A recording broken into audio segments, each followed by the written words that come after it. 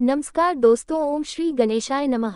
ब्रज की रचना बनी माटी बनी अमीर, कृष्ण प्रेम रंग घोल के लिप सब ब्रजवीर, ब्रज की राजभक्ति बनी ब्रज है कान्हा रूप, कन कन में माधव बेस कृष्ण समाज स्वरूप। ओम श्री कृष्णाय नमः। आप सभी का हमारे YouTube चैनल पर हार्दिक स्वागत है। आज की इस वीडियो में रसपान कीजिए कार्तिक मास महत्म के नवीन अध्याय का। इससे पहले के अध्याय में आपने जाना था कि किस प्रकार देवर्षि नारद ने राजा पृथु को कार्तिक मास में पड़ने वाली चतुर्थी व्रत के महत्व का वर्णन किया था। अब एक दिन देवासी नारद ने श्री वेद व्यास जी से पूछा कि ही व्यास जी, ब्रह्मचारी, गृहस्थ, वानप्रस्थी और सन्यासी, इन चारों आश्रमों में ग्रस्त आश्रम को ही क्यों सर्वश्रेष्ठ माना गया है? इस बारे में जानने की मेरी प्रबल इच्छा है। तब व्यास जी ने कहा, ये समुद्र में जाकर आश्रय पाती है और सभी जीव माता का आश्चर्य पाकर जीवित रहते हैं। ठीक उसी प्रकार भिक्षुक, ब्रह्मचारी, सन्यासी, विद्यार्थी, गुरु पूजन और यात्री, ये 6 जीविका रहित होने पर भी गृहस्थन का ही आश्चर्य पाते हैं। ध्यान से सुनो, इस संबंध में मैं तुम्हें एक पुरातन इतिहास सुनाता हूँ। ऐसा कहकर वेद व्यास जी ने कहना प्रारंभ किया कि प्राचीन काल में उत्तानपाद राजा का उत्तम नाम का एक पुत्र अत्यंत बलवान और मदिरा पीने वाला था। राजा और रानी दोनों इसने पूर्वक रहा करते थे। एक दिन राजा ने वेश्या का नृत्य देखते हुए मदिरापान किया, साथ ही अपनी पत्नी से भी मदिरा पीने का आग्रह किया, परंतु रानी ने उसका कहना नहीं माना। तब राजा ने क्रोधित होकर अपने सेवकों को निर्जन में रानी को छोड़ राजा की आज्ञा का पालन किया। इसके बाद राजा ने दूसरे विवाह नहीं किया। रानी के वियोग को सहन करते हुए राजा प्रजा का पुत्र के समान ही पालन करने लगा। एक दिन एक ब्राह्मण ने राजा उत्तानपाद के समीप आकर निवेदन किया कि ही राजन, मेरी पत्नी का किसी ने अपहरण कर लिया है, इस कारण मैं अत्यंत दुखी हूँ। आप मेरी पत्नी को तलाश करवा कर मुझे वापस दिलाने की व्यवस्था कीजिए। अब राजा ने तो अपनी पत्नी का खुद ही त्याग कर दिया था, तो राजा कहने लगा, ही महाराज, मुझे नहीं मालूम कि आपकी पत्नी को कौन किधर और कहाँ ले गया है। इस स्थिति में उसे ढूंढ कर मैं कहाँ से ला सकता हूँ? ये सुनकर फिर ब्राह्मण बोला, राजन, छठ भाग कर के रूप में प्राप्त करने के कारण आप तो प्रजा के रक्षक है। मेरी पत्नी अपने घर में सो रही थी, वहाँ से उसे कोई हार कर ले गया है, इसलिए अब आपका कर्तव्य है कि आप उसे कहीं से भी ढूंढ। मैंने आपकी पत्नी को कभी नहीं देखा और ना ही मैं ये जानता हूँ कि वह कैसे रूप और रंग स्वभाव वाली है। अब आप ही बताइए कि मैं उसे कैसे खोज सकता हूँ? राजा की बात सुनकर ब्राह्मण कहने लगा, राजन, यद्यपि मेरी पत्नी कर्कश स्वभाव की, कठोर वचन बोलने वाली, काले रंग की और कुरूप है, फिर भी मैं उसकी निंदा नहीं करता, क्योंकि वह तो मेरी पत्नी अर्थात अर्धांगिनी है। ये सुनकर राजा कहने लगा, जब तुम्हारी पत्नी ऐसी कृपा और क्रूर स्वभाव की है, तब तुम उसे प्राप्त करके क्या करोगे? उसके स्थान पर तो मैं तुम्हें अत्यंत सुंदर शील स्वभाव की अन्य स्त्री दे सकता हूँ। मेरा परम धर्म, उसके वर्ण शंकर संतान उत्पन्न होती है, उसके पिता नरकवासी होते हैं। वैश्यागमी पुरुष का कल्याण कभी नहीं हो सकता। ब्राह्मण के ऐसे वचन सुनकर राजा अपने शास्त्र लेकर और रथ पर सवार होकर उसे स्त्री को खोजने चल दिया। कुछ दूर जाकर राजा ने एक आश्रम देखा, जिसमें एक महान तपस्वी कुशा के आसान पर विराजमान था। राजा को आश्रम में आया हुआ देखकर भी ऋषि ने उसका कोई आदर नहीं किया। ऋषि कहने लगे, मैं जानता हूँ कि तुम राजा उत्तानपाद के पुत्र हो, मगर यहाँ किस कारण आए हो? तो राजा कहने लगा है, कोई उसकी स्त्री को हर कर ले गया है और मैं उसी की खोज में इधर आया हूँ, मगर तो आपने मुझे आग दिया और न ही किसी प्रकार का आदर्श सत्कार किया। इसका क्या कारण है? नहीं हो, क्योंकि तुमने अपनी निरपराध स्त्री का वनमित त्याग किया है। अगर पत्नी का ये धर्म है कि वह तन मन से पति की सेवा करे, सदा उसकी आज्ञाकारी बनी रहे, तो वही पति का भी ये धर्म है कि वह अपनी पत्नी का यथोचित सम्मान करे, उसकी सुरक्षा करे। जिस घर में स्त्रियों का मन होता है, वहाँ पर साक्षात देवी देवताओं का वास होता है, और इसके विपरीत जिस घर में स्त्रियों का निराधार होता है, वहाँ सुख शांति का भी रह ही नहीं सकती। इतना सुनकर राजा अत्यंत लज्जित होकर पश्चाताप करते हुए पूछने लगा, ही भगवान, आप तो भूत, भविष्य और वर्तमान तीनों कालों के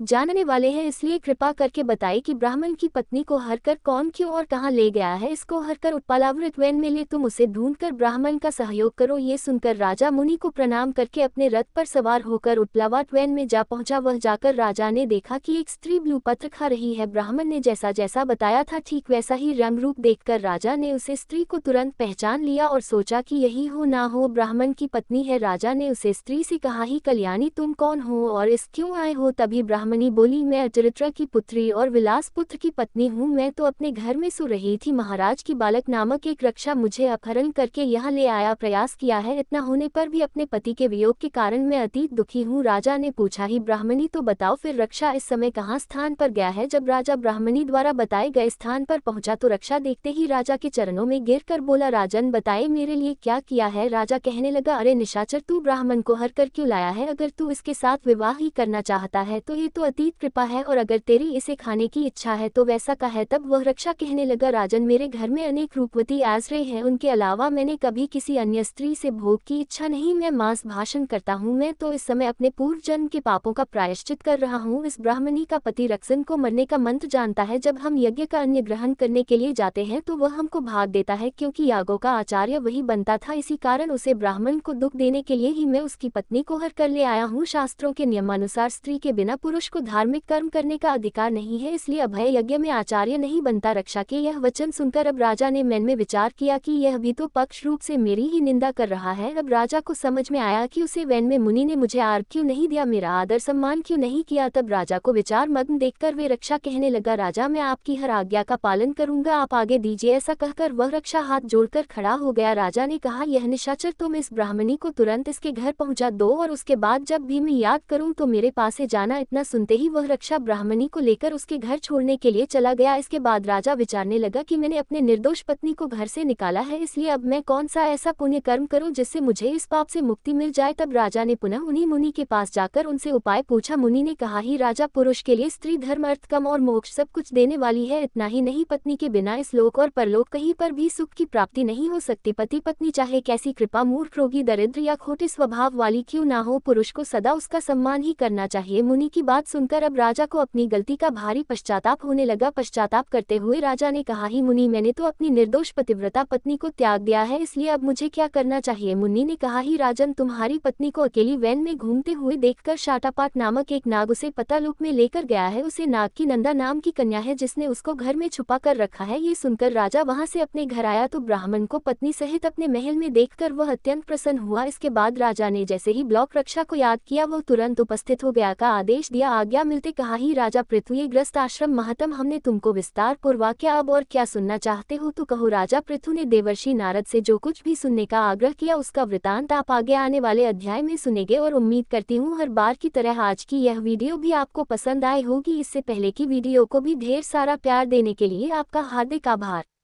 धन्यवाद।